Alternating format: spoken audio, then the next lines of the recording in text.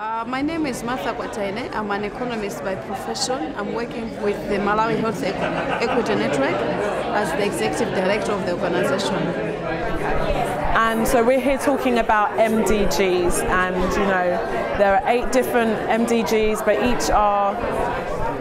they're all very important. Is there a particular MDG that you're very interested in seeing happen?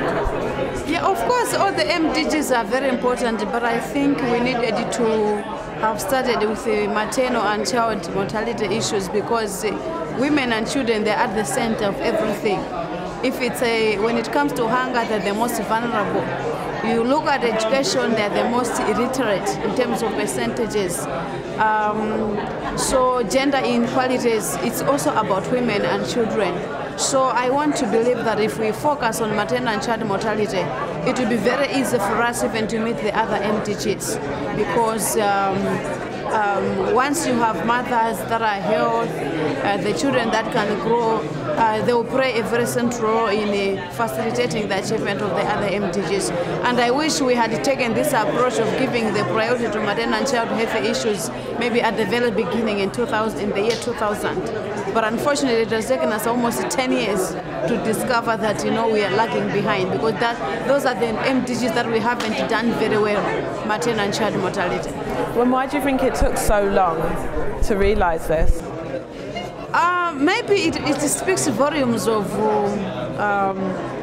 the perception that still the people have globally on women and children. I think it's still about the issues of power relations, gender inequalities, and all that.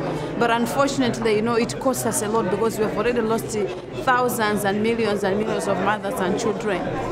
So what do you think maybe the next generation will do better to make sure that this doesn't happen again, and it won't take so long before we make changes?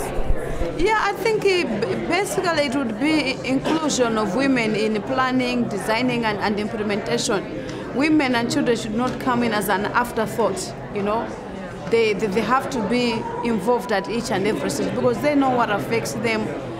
They know where it is itching, and they know how they can scratch it. So sometimes if we just sit and plan for somebody else, they normally say you cannot shave somebody's hair in their absence. So it would be good to involve them at each and every stage. Yeah. And finally, are you optimistic that the MDGs can be met in the next 5 years? I don't think they can be met in the next 5 years, because the level of progress that we have made, unfortunately, for the past 10 years is not as impressive. The speed has been quite slow.